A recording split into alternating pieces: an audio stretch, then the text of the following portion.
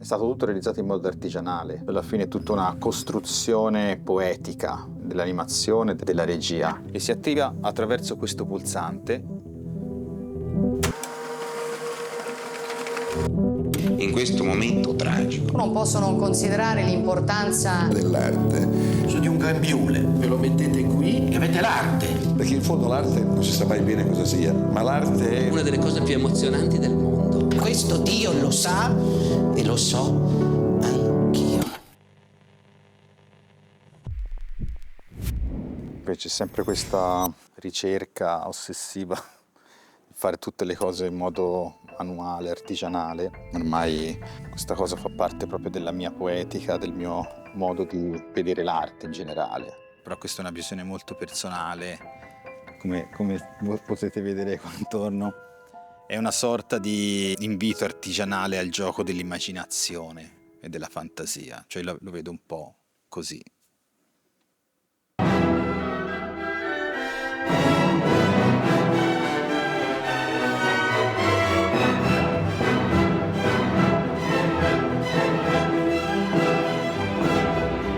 Qui ho ricostruito alcuni scorci di set presenti nel mio lungometraggio di esordio, Orfeo. In particolare qui vediamo questa riproduzione in miniatura della villa di Via Saterna e abbiamo cercato proprio di ricalcare la tavola, il disegno di Dino Buzzati. Costruivamo anche degli scorci in scala 1:1 e il film è una continua oscillazione tra scala piccola e ricostruzioni giganti. Beh, in un certo senso circondarmi di tutti questi oggetti, di queste specie di giocattoli vintage in movimento, ma anche dei film, è come se mantenesse sempre viva la mia creatività quotidianamente. Mi piace circondarmi di cose belle che amo, per tenere sempre collegata la mia sfera creativa costantemente, senza mai interromperla. Questo mi aiuta sempre ad avere degli spunti, delle idee e anche delle ispirazioni. Ho visto in particolare un film che si chiama Labyrinth di Jalenica, che ha fatto tutto un collage, cutout animation, che mi ha molto influenzato. Mi è piaciuto così tanto che a un certo punto ho avuto proprio il desiderio di vedere i miei quadri statici in movimento grazie all'animazione. All'interno di questa valigia pesantissima abbiamo la camera che ho usato per realizzare tutte le animazioni del film, ovvero una Bolex EL, che è stata customizzata per creare un'uscita digitale. Praticamente, per non toccare la cinepresa ed evitare vibrazioni, abbiamo creato questo sistema con un trigger che è praticamente radiocomandato da dei telecomandi che si usano per aprire i cancelli o per aprire le macchine. Un po' bizzarro, ma estremamente comodo. È l'unica, diciamo, cinepresa semiprofessionale con lo scatto singolo, perché la SR3, che abbiamo usato nella parte live action, non ha la possibilità di scattare singoli frame. Il discorso è che comunque non mi interessa usare tecniche digitali, ma non perché ce l'ho contro, ma perché proprio ho iniziato così e è come se facesse parte di una mia interiorità, del mio modo naturale di fare le cose. Se no cambio mestiere, non so come dire. Si allontana molto proprio dal mio concetto proprio di creazione. Però ho sempre amato pasticciare un po' con le gelatine, con il Patafix, con tutti questi oggettini. Mi sembra un po', no, di tornare anche un ragazzino, di quando appunto sognavo di diventare regista e cercavo con materiali poveri, cercavo di creare delle cose belle che mi potessero piacere, insomma.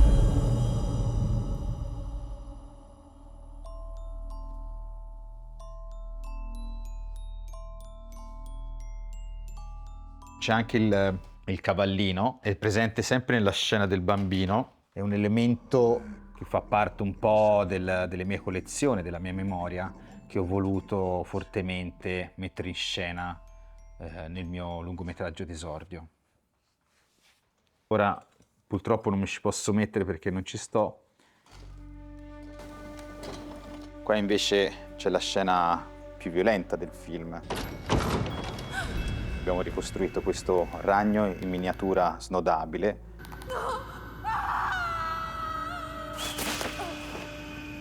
Riusciamo a fare al massimo 6-7 secondi al giorno perché appunto vogliamo curare in modo chirurgico il movimento degli oggetti. La Melosina è stata l'animazione più complicata, più lunga. Riuscivamo al massimo, insieme all'animatrice Stefania Di Micheli e Anna Ciammitti, a fare 4 secondi al giorno. Abbiamo pensato alle animazioni come se fossero sott'acqua.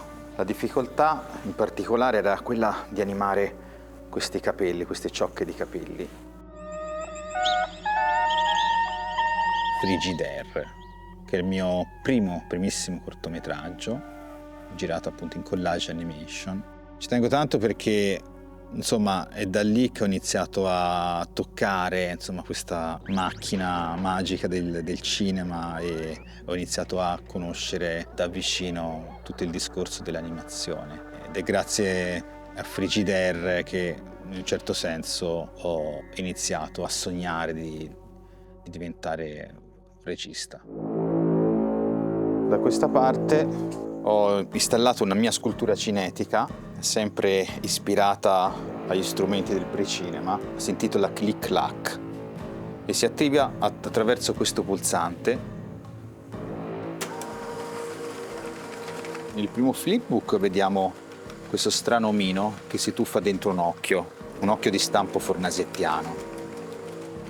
Nel flipbook centrale invece ci sono io che cerco di rimanere in equilibrio nella mezzeria della pagina, però poi cado giù, cado in una sorta di dimensione legata al tempo e al sogno che è, diciamo, animata live attraverso questo acetato.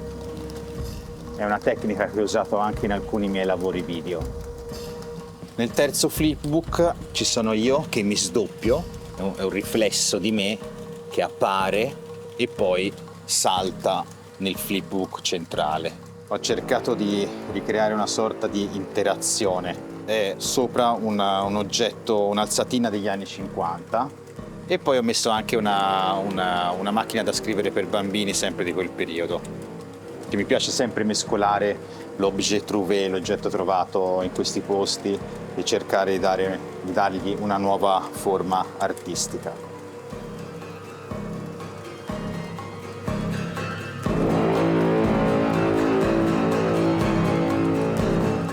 Esteticamente mi rappresenta tantissimo perché alla fine sono indissolubilmente legato a tutta l'estetica del Novecento in particolare, anche al periodo vittoriano, però diciamo dai primi Novecento fino agli anni 60 e Click Clack come se fosse un'animazione stop motion stampata su carta.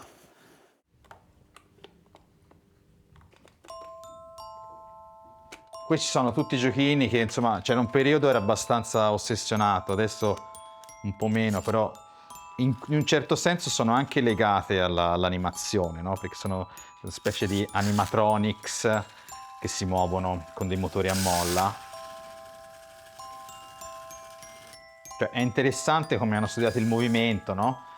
All'inizio si muove lentamente e poi cerca di afferrarlo.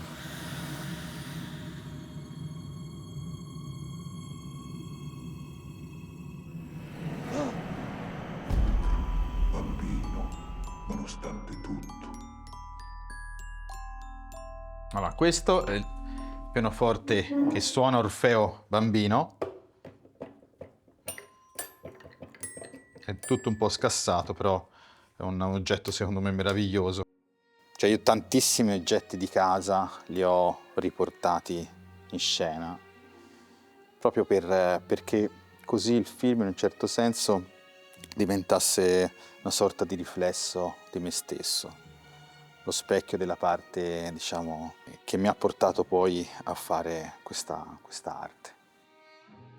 Sicuramente io continuerò a usare questo tipo di tecniche artigianali e probabilmente anche i prossimi film li girerò in pellicola. Ho bisogno proprio di emozionarmi durante tutta la fase di riprese, cioè un'attitudine fortemente ludica il mio modo di lavorare, quindi mi piace proprio giocare, è un gioco serio, ma sempre si mantiene, no, sotto questo aspetto molto quasi bambinesco, mi viene da dire. Penso che io continuerò a fare questo tipo di mestiere con le mani. Per animare gli oggetti io tendenzialmente uso questi rig che hanno più punti, diciamo, di movimento. Ad esempio qua c'è una sorta di pan, qui c'è il carrello, lo slider, che mi permette anche di fare dei micromovimenti in avanti e indietro, e poi questi snodi sempre a calamita mi permettono di attaccare l'oggetto.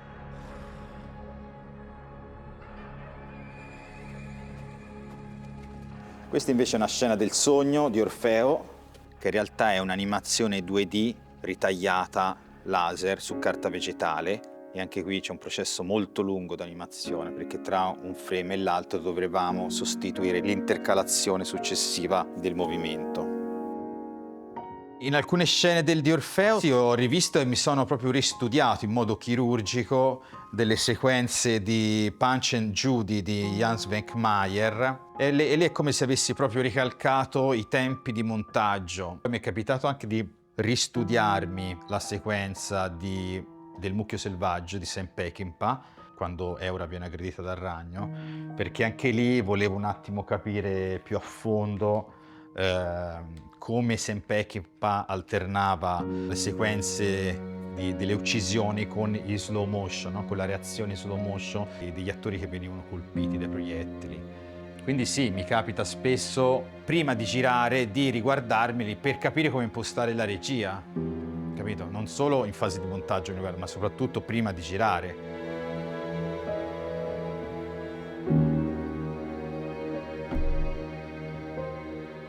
Materia, luce e immaginazione.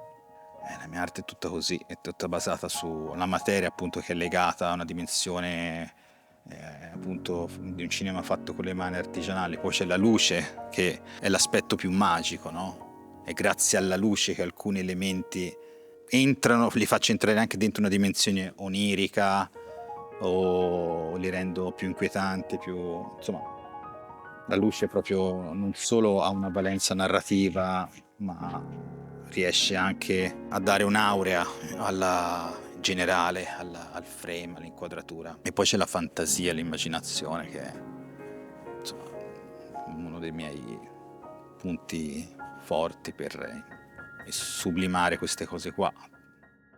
Qua ho girato alcune animazioni in disegno animato di Orfeo, in particolare le animazioni su fondo nero. Ogni animazione ha circa 40-50 intercalazioni, e le ha realizzate tutte questo grande artista che si chiama Umberto Chiodi, con la tempera bianca su acetato. Quindi un lavoro molto lungo, molto meticoloso, e ogni frame anche richiede molto tempo, perché come vedete sono fatte proprio tutte così completamente a mano, e anche questa tecnica si porta dietro di sé un sapore diciamo poetico e materico. Riuscivamo a fare 2 animazioni al giorno, tenendo conto che un'animazione durava tipo 4-5 secondi. Questi sono i titoli che abbiamo fotografato con la Bolex per mantenere proprio viva questa pulsione artigianale che accompagna tutta la mia opera.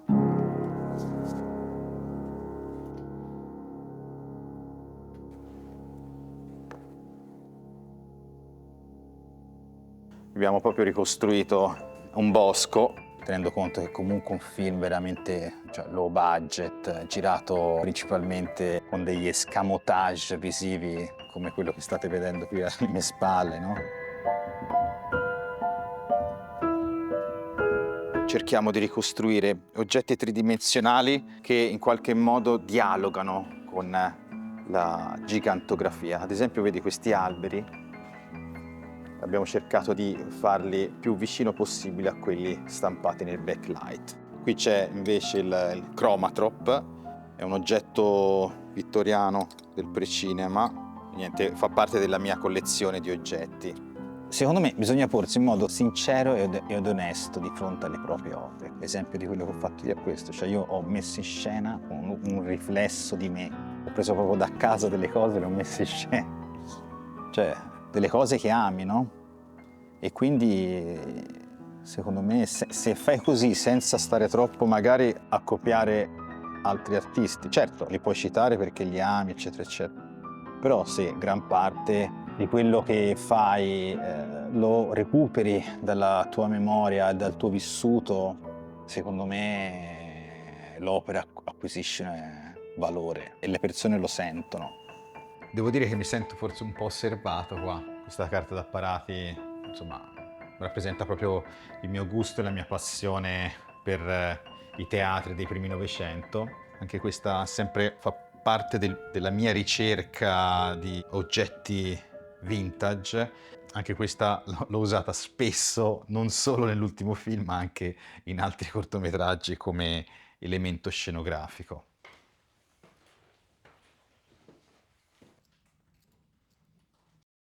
Buon sogno a tutti. Praticamente questa era la casa di Enrico Bai e proprio qua, in questa stanza, lui ha fondato il movimento nucleare con Sergio D'Angelo e Gio Colombo.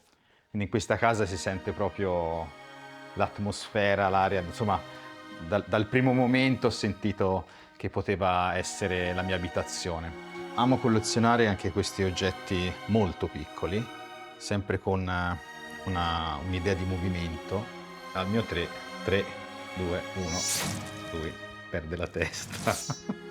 Mi sono preso anche la libertà di improvvisare molto e anche riscrivere delle scene anche il giorno prima dello shooting, proprio perché mi piace anche muovermi in questi spazi creativi dove anche un incidente o un errore può in un certo senso accendermi un guizzo, no? Di sentirmi libero durante tutte le fasi creative.